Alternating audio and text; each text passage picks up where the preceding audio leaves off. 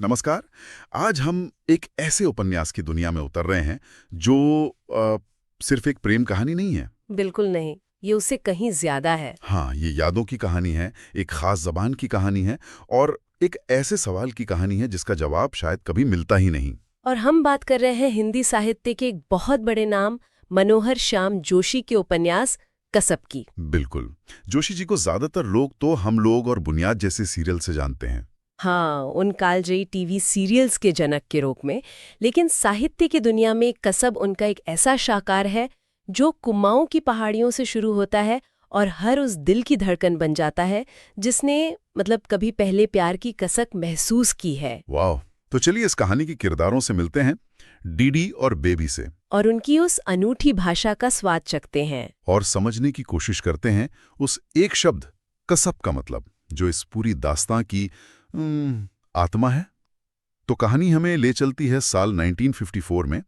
जगह है नैनीताल की खूबसूरत वादियां। एक शादी का जश्न चल रहा है और उसी भीड़ में हमारी नजर पड़ती है कहानी के नायक और नायिका पर। हाँ, नायक है डीडी यानी देवीदत्त, एक अनाथ लड़का जो किताबों में डूबा रहता है, थोड़ा संकोची है। लेकिन आंखों में सपने बहुत बड़े हैं। बंबई जाकर फिल्मों की दुनिया में नाम कमाना चाहता है। और दूसरी तरफ है नायिका बेबी। जिसका असली नाम है मैत्रेयी, एक बड़े अमीर घर की लड़की, एकदम अल्हड़, बेबाक, जिंदा दिल। शायद थोड़ी नासमझ भी। हाँ, कह सकते हैं।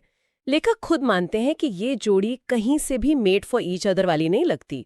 एक बौद्धिक, गंभीर लड़का और एक दुनिया की फिक्र से दूर रहने वाली लड़की। और शायद यही इस कहानी का सबसे दिलचस्प पहलू है कि प्यार अक्सर ऐसी ही असमानताओं के बीच अपनी जगह बना लेता है। बिल्कुल।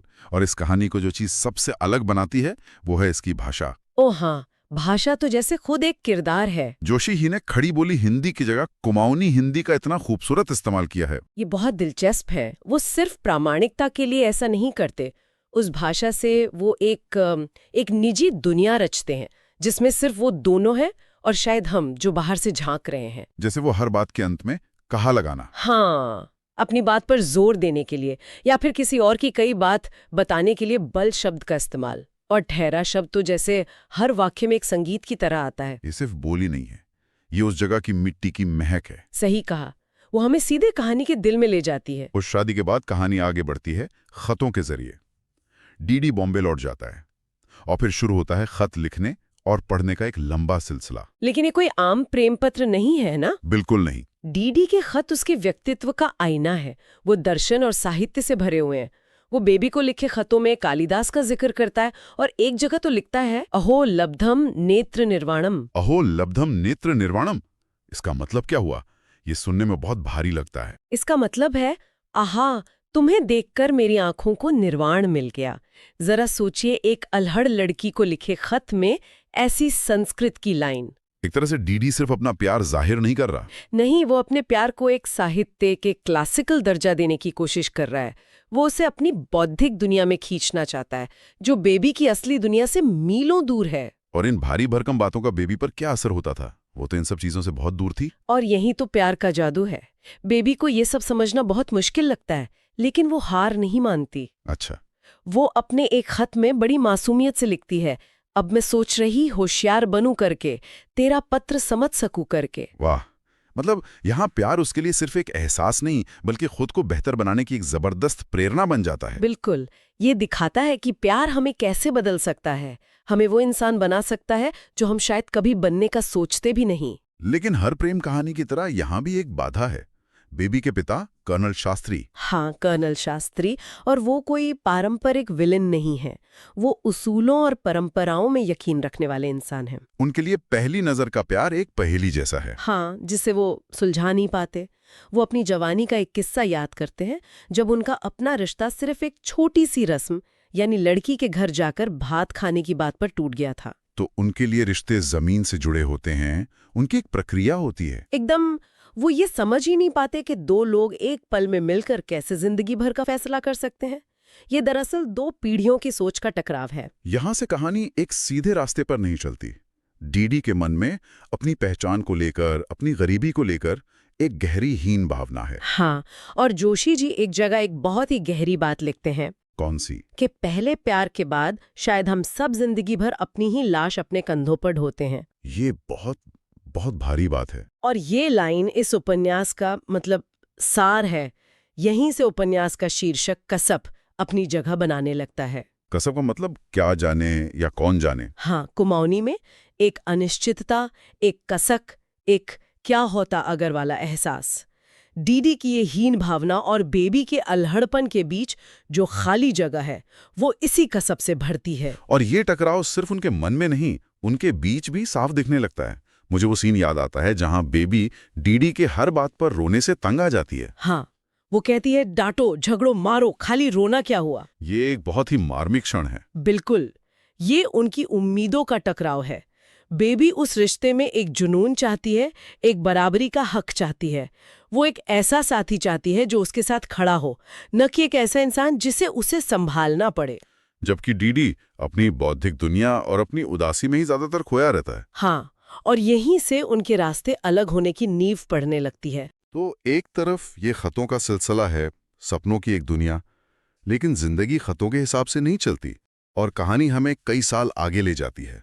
और अब हमारे सामने डीडी और बेबी नहीं, बल्कि दो बिल्कुल अलग इंसान खड़े हैं। और ये बदलाव तो चौंकाने वाला है। बहुत। बेबी अब मैत्रेय मिश्रा है, एक बेहद सफल और ताकतवर नेता, एक प्रभावशाली सोशलाइट जिसकी शादी एक बड़े सरकारी अफसर से हुई है। तो वो अल्हड़ लड़की अब नहीं रही। नहीं, अब वो एक पढ़ी लिखी, आत्मविश्वास से भरी और दुनियादारी में माहिर महिला है। उसने खुद को पूरी तरह से बदल लिया है। और डीडी का क्या हुआ? वो लड़का जो बंबई में संघर्ष कर रहा था। डीडी अब अमेरिका में देवी दत्त के नाम से जाना जाता है, एक मशहूर अवार्ड विनिंग फिल्म डायरेक्टर। तो उसने भी वो सब हासिल कर लिया जिसका उसने सपना देखा था। हाँ, पैसा, शोहरत, कामयाबी, सब कुछ। दोनों अपनी अपनी दुनिया में शिखर पर हैं। लेकिन जब हम उन्हें देखते हैं तो लगता है कि कुछ बहुत जरूरी चीज पीछे छूट गई है। और फिर सालों के इस लंबे फासले के बाद वो एक बार फिर मिलते हैं। देवी दत्त अपने गांव पर एक फिल्म बनाने के लिए भारत आता है। और ये मुलाकात उस पहली मुलाकात जैसी मासूम तो बिल्कुल नहीं है। कैसी होती है ये मुलाकात? बहुत तनाव भरी, कांटेदार। वो अपने पुराने प्यार या गुजरे दिनों पर बात ही नहीं करते। उनकी बातचीत एक वैचारिक लड़ाई का मैदान बन जाती है। वो परंपरा और आधुनिकता पर बहस करते हैं, भारत और अमेरिका के फर्क पर लड़ते हैं। मुझे याद है, देवी दत्त भारत पर एक तरह का तंज कसता है। वो कहता है कि भारत में एक खास तरह का कईयापन ज्ञान के नाम पर प्रतिष्ठित हो गया है। हाँ, और मैत्री का जवाब और भी तीखा होता है। वो पलटवार करती है कि देवी दत्त जैसे लोग जो पश्चिम में जाकर आधुनिकता का पूरा लाभ उठाते हैं, वही लोग भारत को परंपरा के नाम पर गरीबी में चिपके रहने की सीख देने चले आते हैं। तो ये सिर्फ दो पुराने प्रेमियों की लड़ाई नहीं है। नहीं, ये दो अलग अलग दुनियाओं, दो अलग अलग जीवन दर्शनों का टकराव है। एक वो है जो अपनी जड़ों से कट चुका है और बाहर से देख रहा है, और एक वो है जो उन्हीं जड़ों से जुड़कर उसी सिस्टम का हिस्सा बनकर ऊपर उठी है। इस टकराव के नीचे क्या वो पुराना रिश्ता कहीं जिंदा है या वो पूरी तरह खत्म हो चुका है? शायद वो राख के नीचे दबी एक चिंगारी की तरह है। उनकी बातों में शिकायतें हैं, ताने हैं, लेकिन उस कड़वाहट के पीछे सालों पुरानी एक कसक भी है। कहानी का अंत भी कोई सीधा जवाब नहीं देता। एक सीन है जहां देवी दत्त एक पहाड़ी की चोटी पर अकेले फूट फूट कर रो रहा है। ये आंसू किस लिए हैं? क्या वो सिर्फ बेबी को खोने का दुख है? ये बहुत दिलचस्प सवाल है और मुझे लगता है कि इसका कोई एक जवाब नहीं है। क्या वो अपने खोए हुए प्यार के लिए रो रहा है? हाँ, शायद। या अपनी खोई हुई पहचान के लिए? बिल्कुल, उस डीडी के लिए रो रहा है जिसे उसने देवी दत्त बनने की प्रक्रिया में कहीं खो दिया। या शायद वो जिंदगी की उस सच्चाई के लिए रो रहा है कि कुछ चीजें कभी पूरी नहीं होती, कुछ सवालों के जवाब कभी नहीं मिलते। और शायद यही कसब है। बिल्कुल, कहानी हमें इसी सवाल के साथ छोड़ जाती है। लेखक अंत में इशारा करते हैं कि शायद परम सत्य कोई गहरा दर्शन नहीं है, बल्कि उस अल्हड़ लड़की बेबी की मुस्कान है, जिसके पास हर गहरे सवाल का एक ही जवाब था, कसब। क्या जाने? हाँ, क्या जाने। वो अनिश्चितता ही शायद सबसे बड़ी सच्चाई है। ये कहानी मंजिल की नहीं, उस सफर की है जो कभी खत्म नहीं हुआ। तो मनोहर श्याम जोशी की कसब हमें किरदारों और सवालों की एक ऐसी दुनिया में छोड़ जाती है जहां हर कोई अपने लिए एक अलग मतलब निकाल सकता है। ये एक ऐसी कहानी है जो खत्म होने के बाद असल में शुरू होती है, हमारे जहन में। हमारी यादों में। ये उपन्यास प्यार के उस रूप को दिखाता है जिसका अंत हैप्पी एंडिंग में नहीं, बल्कि एक जिंदगी भर की कसक में होता है। शायद यही वो अधूरापन है जो इस कहानी को हमेशा इतना ताज़ा और खूबसूरत बनाए रखता है। ये हमें सोचने पर मजबूर करती है कि कुछ रिश्ते अंजाम तक पहुंचने के लिए नहीं होते। वो सिर्फ हमेशा एक सवाल बनकर हमारे दिलों में जिंदा रहने के लिए होते हैं, एक अनसुलझा लेकिन बेहद खूबसूरत कसब। इस गहरी और दिलचस्प चर्चा को देखने के लिए धन्यवाद।